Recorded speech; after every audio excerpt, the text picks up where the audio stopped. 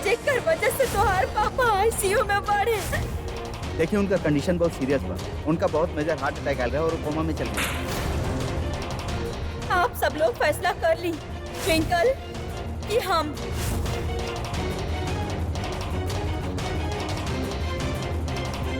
और फादर के असली तस्वीर के बारे में और का कहल बा और पिता के फादर के संबंध के बारे में का कहल बा।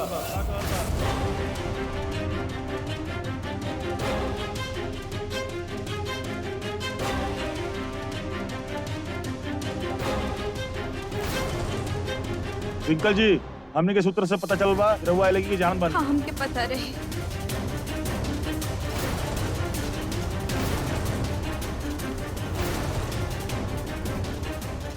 काहे ट्विंकल काहे कहले तू ऐसा हमरा साथे? अभी तो हमने के एक दूसरा पे यकीन होके लगा ना ट्विंकल। अभी तो क्या हमारा यकीन तोड़े के रहा। आज तोहरा वजह से पापा आईसीयू में पड़े। पूरा परिवार परेशान बा। हम कहले रहनी हमरा खातिर हमरा परिवार से जरूरी कुछ नहीं खे। आज तोहरा वजह से हमरा परिवार के इतना बदनामी भई। तू काहे छुपावलू इतना बड़ा बात ट्विंकल हमसे? तोहर आवाज नहीं सुनल चाहत ट्विंकल। तोहर शक्ल तक नहीं देखल चाहत।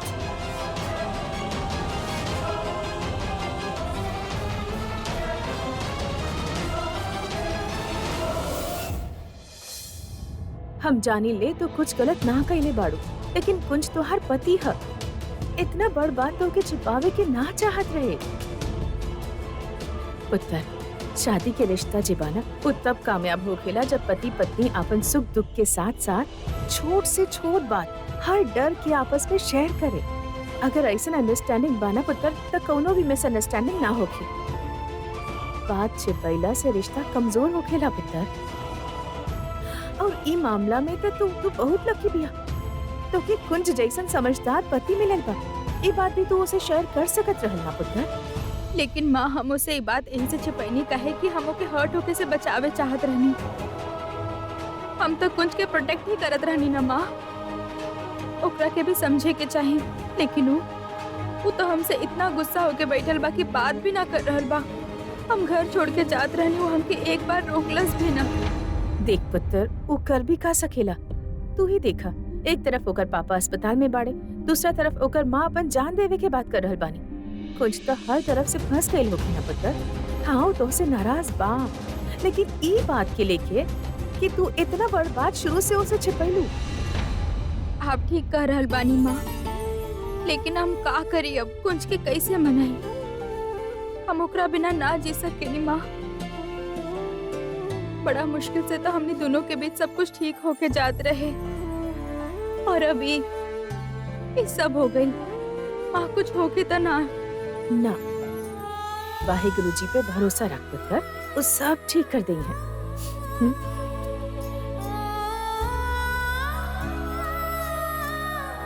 सब ठीक हो जाएगा।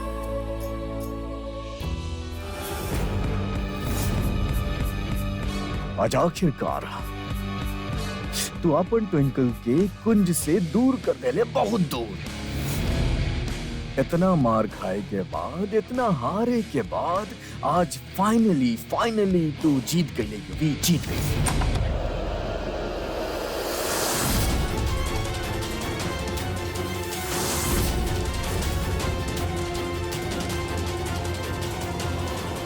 युवराज,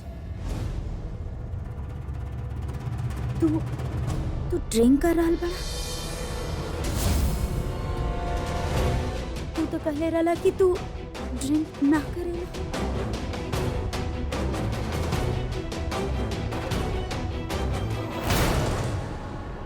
छोड़ो एक रखे।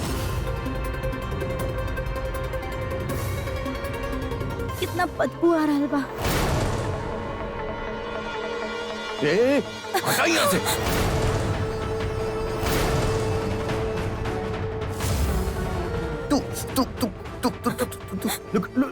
Look at me.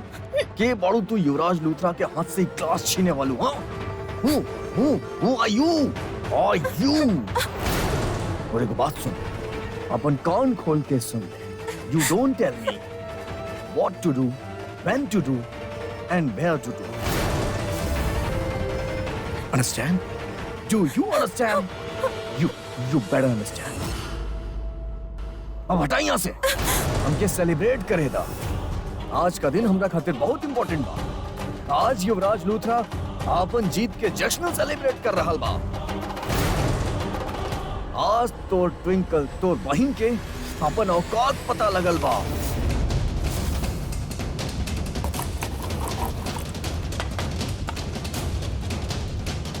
सुनना, लिसन, तू भी पी। पूछ का है? अरे पूछना का है? काहे कि आज तोर बहिन के धक्का मार के घर से फेंक दिहल गई बा। यह वजह से देखना तो सारा परेशानी दूर हो गई बा। तू घर में फ्री बर्ड की तरह घूम सके। नहीं, नहीं पीना। माही प्लीज, ना माही हमरा खाता है। माही प्लीज। युवराज, हम ना पिए नी शराब। हमरा के ना पता रहे कि तू शराब पिया था ना। अब पता चल गई ना?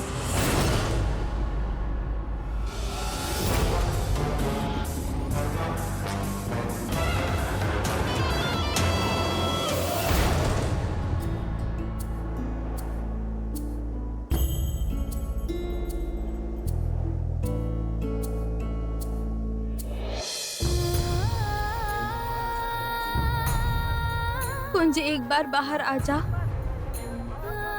एक बार अपन चेहरा दिखा दो ना। एक बार अपन आवाज सुना दो प्लीज। हमके बहुत याद आ रहल बा तोहार।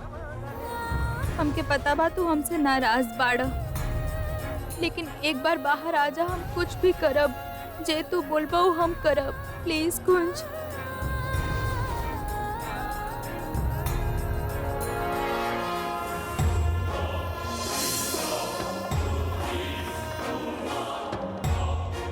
कहल जाला टूट रहल तारा से जे भी मांगा ना वो विश पूरा हो जाला। बाबा जी प्लीज एक बार हमके कुंज के चेहरा दिखा दी। प्लीज बाबा जी।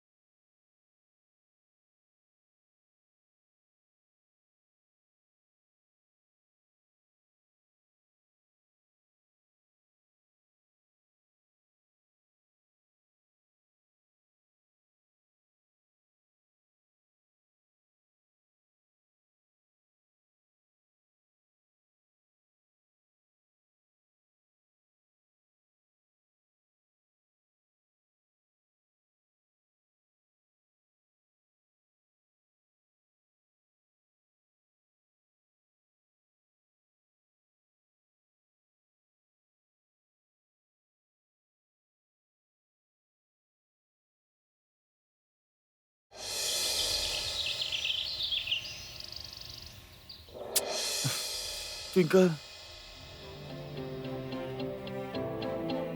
ट्विंकल,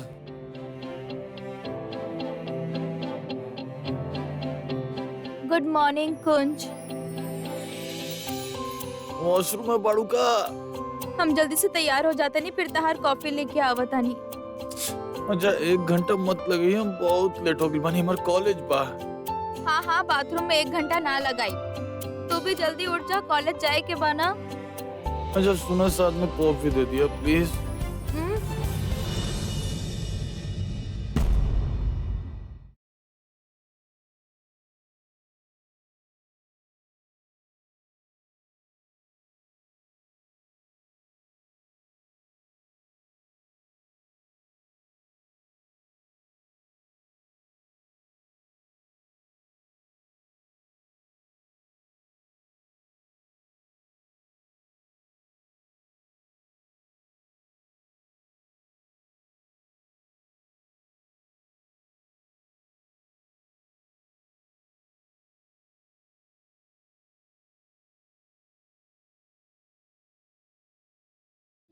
कुंज के मैसेज करतानी।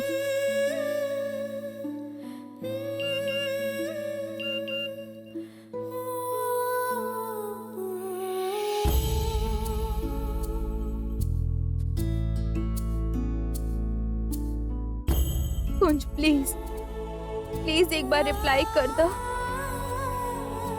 मैसेज ना तो एगो स्माइली ही भेज दो ना।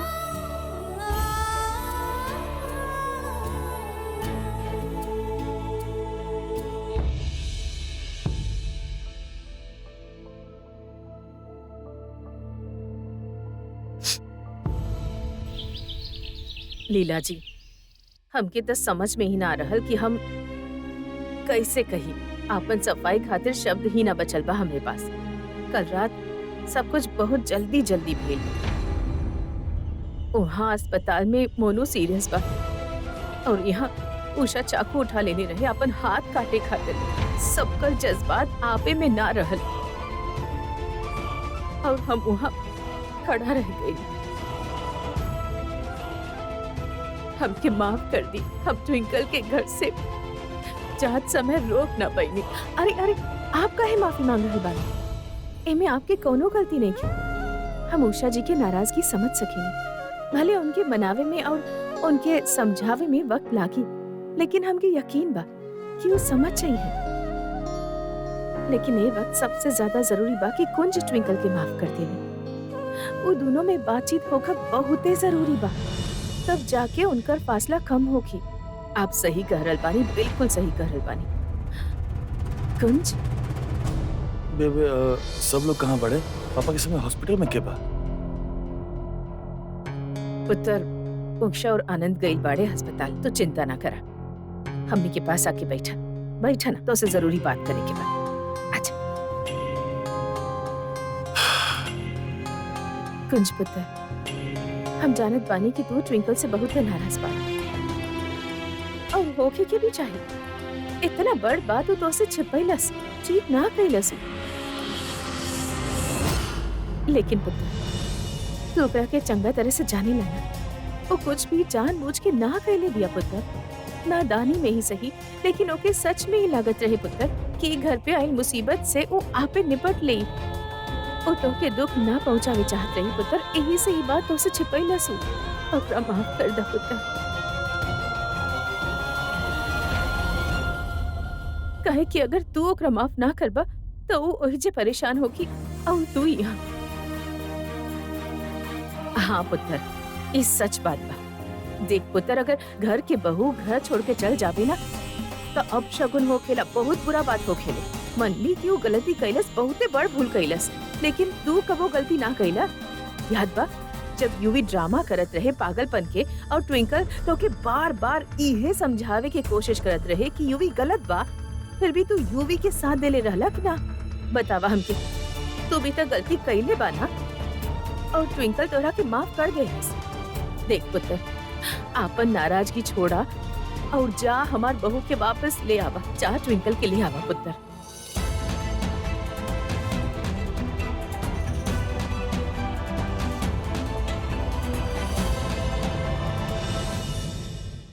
बाबा जी, आप पापा जी के जल्दी से ठीक कर दी। पापा जी ठीक हो जाइए ना और घर आ जाइए तो सब शायद हमके माफ भी कर देवी। पापा जी के ठीक ठाक देख के सबके गुस्सा ठंडा हो जाए और फिर शायद मम्मी जी और कुंज दोनों हमके माफ कर देवे।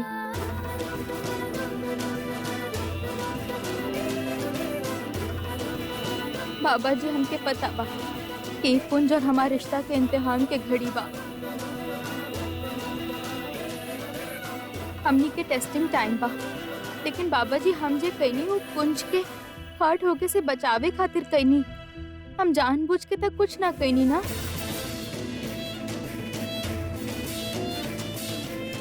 बट आई नो कि कुंज के एक ना एक दिन हमार सच्चाई पे यकीन आ जाई और वो हमके माफ कर दी ही।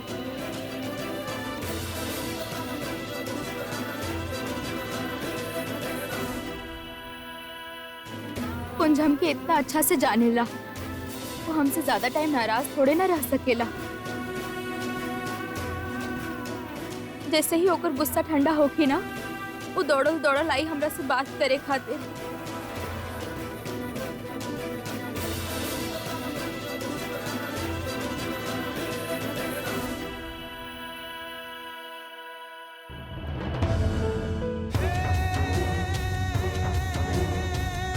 कुंज,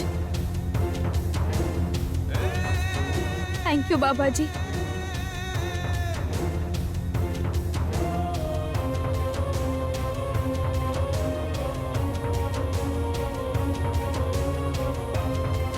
कुंज तू आ गईला। हम जानत रहनी कि तू हमके माफ कर देबा।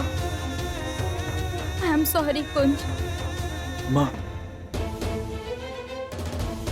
के कहे पे आज यहाँ आइल बनी ट्विंकल।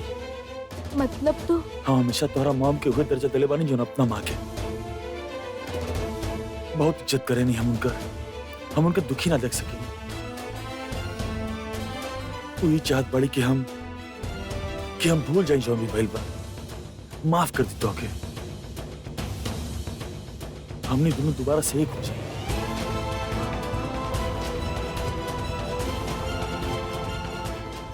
तू जौन कैलू ट्विंकल हमरा खातिर भुलावल बहुत मुश्किल बा। हम यहाँ आइल बानी तो सिर्फ उनका बात रखे खातिर, लेकिन आज हम लाइफ में पहला बार उनका बात टाले वाला बानी ट्विंकल। ये रिश्ता के थोड़ा स्पेस की जरूरत बा। हमने दोनों के एक दूसरे के थोड़ा वक्त देवे के चाहिए। का मतलब बा तोहार कुंज? बेटर बना ट्विंकल कि कुछ देर एक दूसरे से दूर रही। हमके वक्त चाहिए जो भी हो रहा बा उसे डील करे खातिर, अपना परिवार के संभाले खातिर। जो तू किलो के भुलावल बहुत मुश्किल बा हमरा खातिर।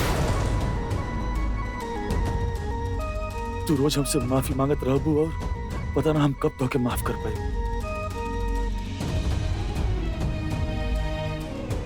आगे जाके हालात का मोड़ ले ही हमके नहीं खेल, लेकिन फिलहाल एक दूसरे के सही हमने के ना रह के चाहिए।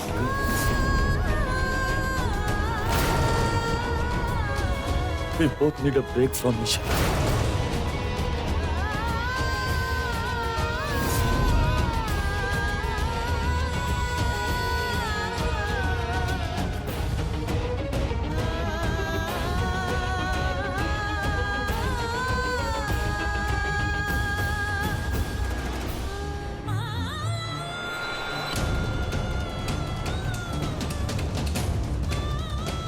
हम कबो ना सोचले रहनी कि हमनी के बीच दूरी इतना बढ़ जाए कि तू हमके खुद से अलग कर देबा।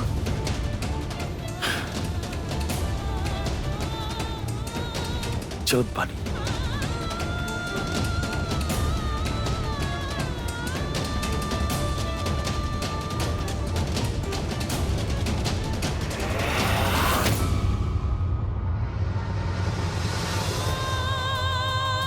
प्लीज कुंज, हमके हमनी के रिश्ता में विश्वास बनाए रखे दा।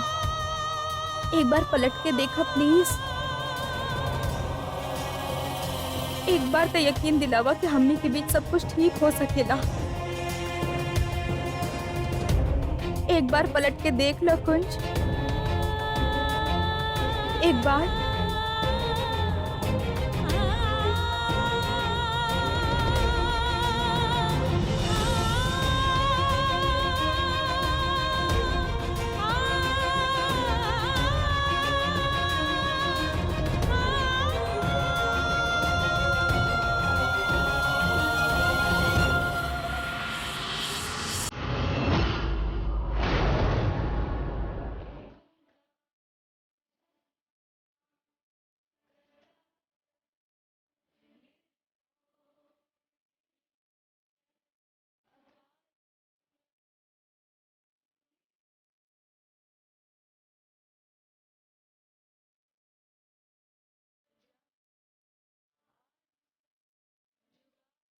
सत श्री अकाल पार्थी जी। सत श्री अकाल जी।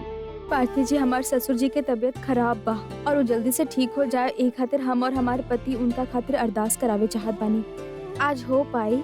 जरूर पुत्र, आजे करा सकत बन, लेकिन आपके पति कहाँ बड़े? ये अरदास में पति और पत्नी दोनों के होखल जरूरी बा। जी जियो इला जी आ गईले।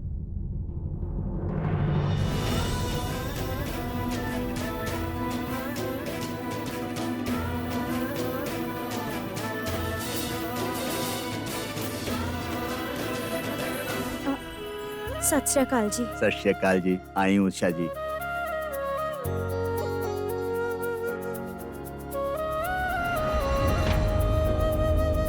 अभी आपके बहू मनोहर जी के बारे में बताओ रहे, उनकर तबीयत कैसन बा?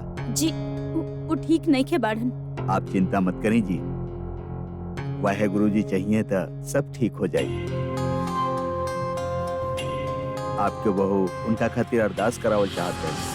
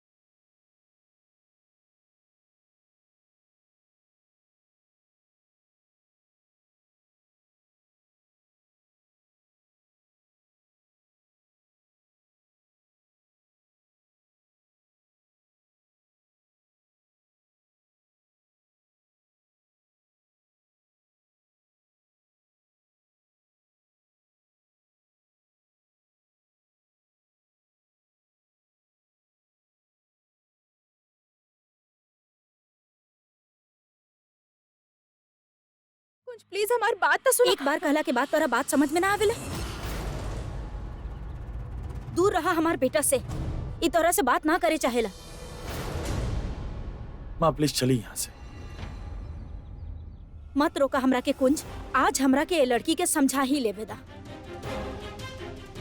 कितना बेशरम बाड़ू तू, अभी तक ड्रामा कर रहल बाड़ू। तोरा का लागेला तू ड्रामा पर ड्रामा करत जेबू और हमनी सब कुछ भूल के तोरा के माफ कर दे। एक बात याद रखा ट्विंकल, हमार घर के दरवाजा तोहरा खातिर हमेशा हमेशा खातिर बंद हो चुकल बा। ना हमनी के तोहार जरूरत बा ना हमार बेटा के।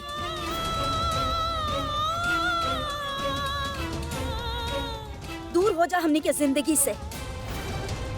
माँ प्लीज चली यहाँ से, हमनी के हॉस्पिटल जाए के बाद लेट हो रहा बा। चली यहाँ से। दोबारा हमार बेटा से मिले के कोशिश मत करिहा। हम ना चाहेनी कि तोहार मनहूस साया ओकरा ऊपर पड़ी। जौन दिन से हमनी के जिंदगी में आयल बाड़ू, बस अब सकून पर आप सकून होत गइल बा। मनहूस बाड़ू तू, मनहूस। मारवाई का प्लीज चलिए यहाँ से।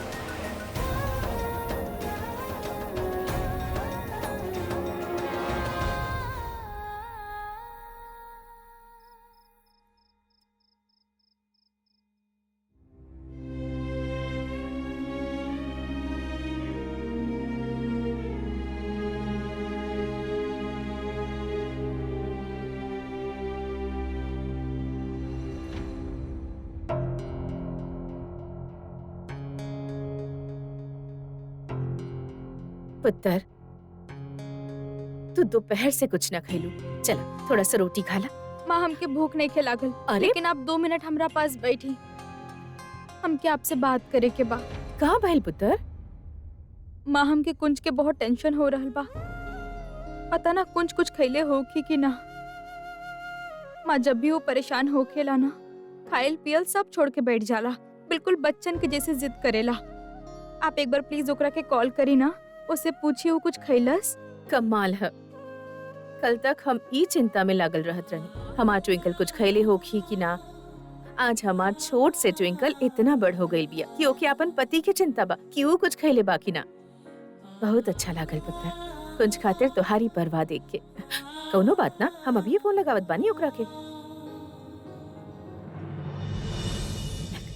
स्पीकर स्पीकर पे बात करी ना, हमके भी ओकर एक आवाज मिनट, सुनी एक के बा। मिनट।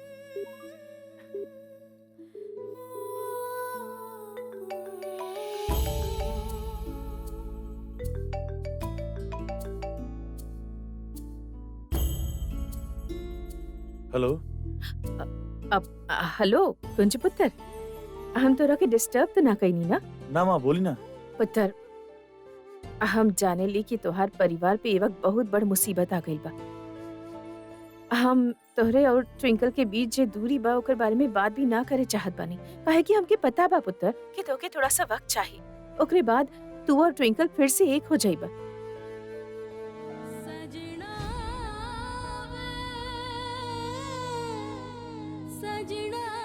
अब हम भी ना, तू अभी अभी अस्पताल से आई बा, तू कुछ खैला कि ना? ट्विंकल हमसे बतावत रहे कि जब तू परेशान हो जाला तो रोटी शोटी खाइल छोड़ देला। पुत्र, हम तोरा के यही खातिर फोन कईनी, तू कुछ खैला कि ना?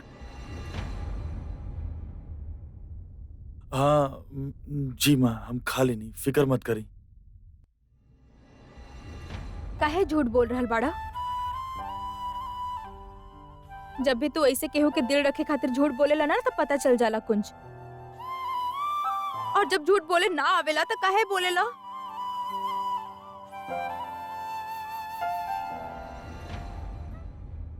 कल हमरा में ना तोहरा टाइप के बचपना नहीं किया, तो हम ऐसा हरकत ना करे नहीं, और ना ही छोट छोट बात पर झूठ बोले नहीं। तू हमार फिक्र मत करा। बाय।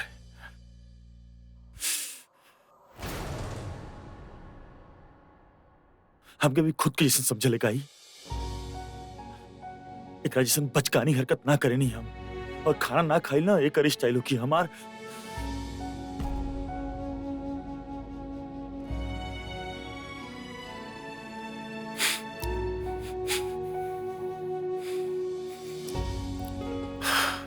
हमार ना।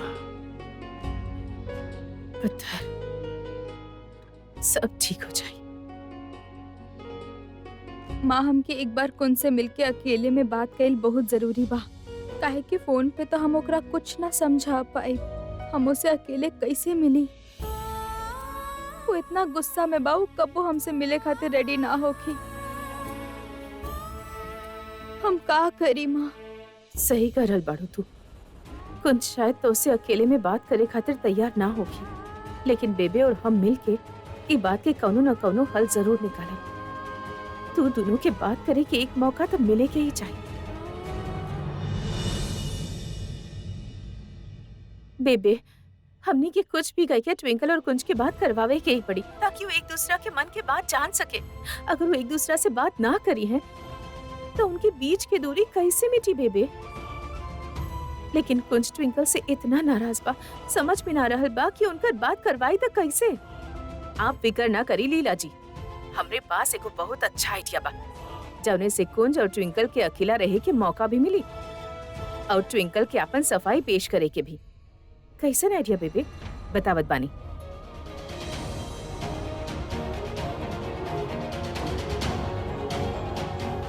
आइडिया तो बहुत ही चंगा बा बेबे, बस रब करे काम आ जावे। काम जरूर करी। ठीक बा, हम रखतानी।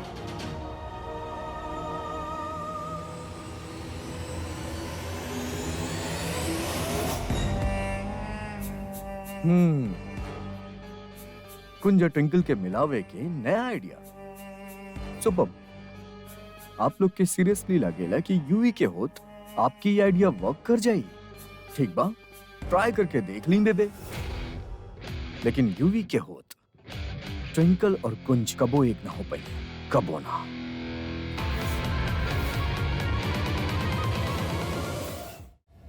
जी आन भैया, हम बस घर से निकल रहे बानी, 10 मिनट में पहुंच रहे बानी। जी ओके। सर, इस सरना मेंशन कहाँ बा? जी ये बस सरना मेंशन का है। एक कुन सरना खातिर डिलीवरी रहे सर। हमरा खातिर? जी सर। ओके।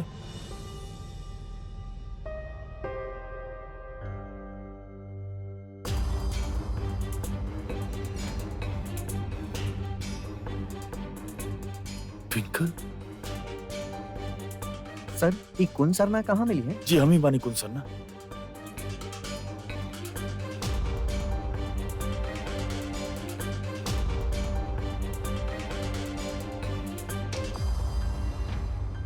हो का गइल भाई लड़की के यहाँ पापा आईसीयू में बाड़े, घर के ऐसे हालत बा और एक यहाँ पर चॉकलेट कार्ड्स भूखे के पड़ल बा। दिमाग खराब पाएगा।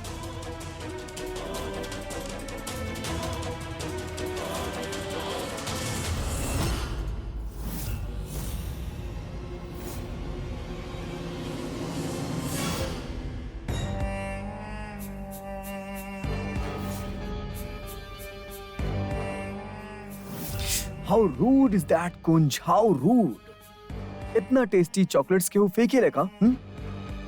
एक तो इतना प्यार से हम ही चॉकलेट भेज ले रही, वो भी ट्विंकल के नाम से, और तू फेंक दे ले।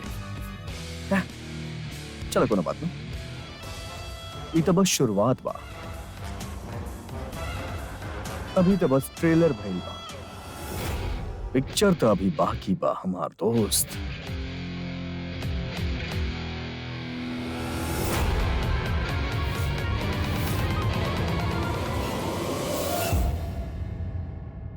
मिस्टर स्वामी, हम ट्विंकल सरना, हम ही आपके फोन कैले रही। ये फोटोज हमारे ससुर मिस्टर मनोहर सरना के बा। इहे बाऊ झूठा वीडियो चिंकी, जेकरा वजह से सब हमरा पे शक कर रहल बाड़े। हमके पता लगावे के होगी कि ये वीडियो के पीछे के कर हाथ बा, काहे कि जे भी कैले बा ना, ओकरे वजह से पापा जी के आज ये हालत बा और हमार परिवार बिखर रहल बा। हमके अपन इनोसेंस के प्रूफ देवे के होगी। एक और बार प्ले करा। हम मिसेस ट्विंकल सरना, हमके आपके एडिटर मिस्टर सतीश स्वामी से मिले के बा। मैडम, आप यहाँ साइन कर दी।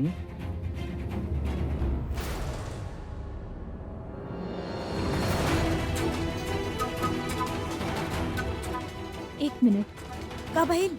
ये लड़की के हाथ, एकरा हाथ में उहे रिंग बा जे हम पूर्वी के हाथ में देख ले रहनी। चिंकी, एकर मतलब पूर्वी ही सब कर रहल बिया हमसे बदला लेवे खातिर। ई पूर्वी तो बहुत चालू निकली ट्विंकल। अब का कहिल जाओ? हमनी के पूर्वी के घर के पता लगावे के होगी। हाँ। चला। माँ के फोन बा। हेलो ट्विंकल, पुत्र कहाँ बाड़ू तू? जल्दी से घर आ जा। का भइल माँ? आपकी आवाज ऐसन काहे बा? आप ठीक तो बानी ना? पुत्र, रसोई के बाहर हमार पैर फिसल गई रहे। बहुत छोट आइल बा और घर पे केहू ना बा। तू जल्दी जल्दी आजा पुत्र। हाँ माँ, हम अभी घर आवतानी। आप चिंता मत करी, हम आ रहल बानी। का माँ भाई? के किचन के बाहर पैर फिसल गई, हम घर जा रहल तू बानी। जा।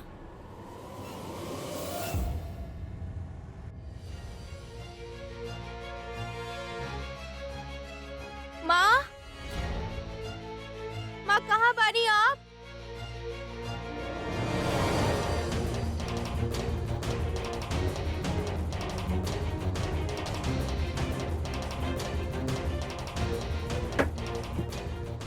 माँ, माँ, माँ तो यहाँ पे भी ना बाड़ी। माँ,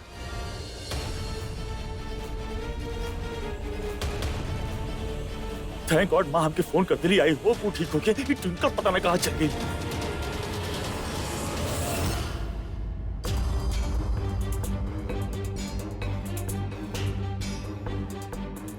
माँ,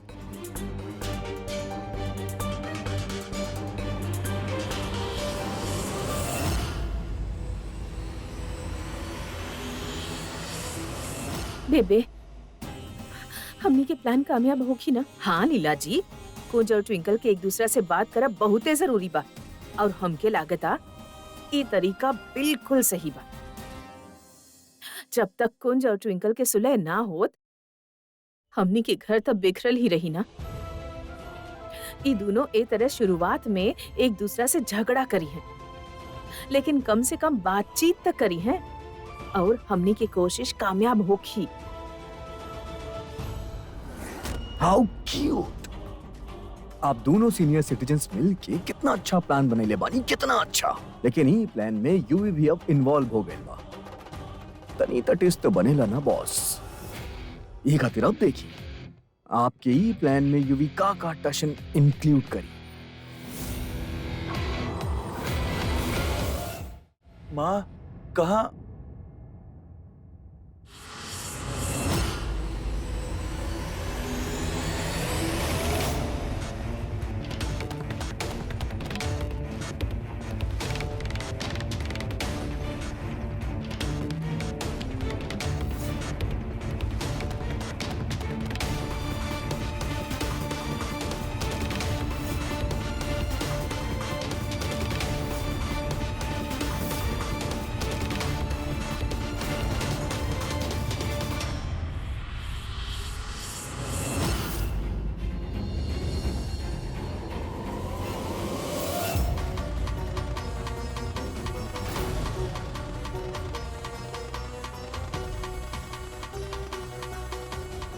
कुंज तू?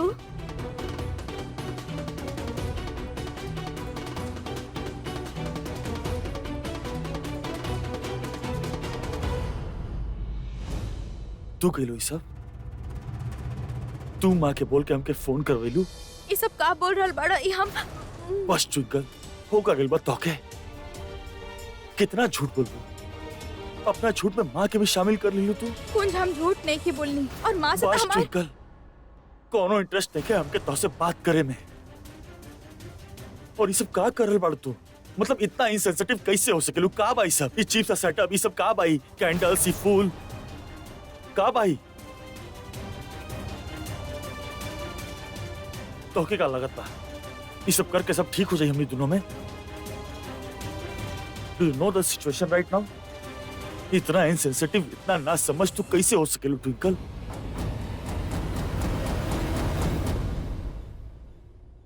कुंज, हमारी बात सुना। कुंज, कुंज, कुंज, एक मिनट हमारी बात सुना। कुंज, कोनो फायदा नहीं है तुम्हारे पास सुबह के ट्विंकल। यहाँ पापा आईसीयू में बड़े, माँ परेशान बड़ी, सब परेशान बड़े, तो कैसे चीप आइडिया सूझल बा twinkle?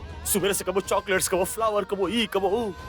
You really think it will work, twinkle? कुंज, ट्रस्ट में हम कुछ नहीं की कहले, हमके कुछ समझ में नहीं के आवत। ये तो प्रॉब्लम बा ना, तो के कबो कुछ पते ना होखेला, तो के लग में ना करेला कि तू कबो कुछ गलत केले बाड़ू। हमके लागल रहल कि शायद हमनी दोनों के बैठ के ना एक बार बात करे के चाहिए, लेकिन सुबह तुम्हारी बचकाना हरकत देख के ना I really think it's not worth it twinkle. कुंज, तोहार पता नहीं के पर हमके हमारे पापा के बहुत फिक्र बा ट्विंकल। कुंज, हमारी बात तो सुना। कुंज, एक मिनट रुक जा। कुंज,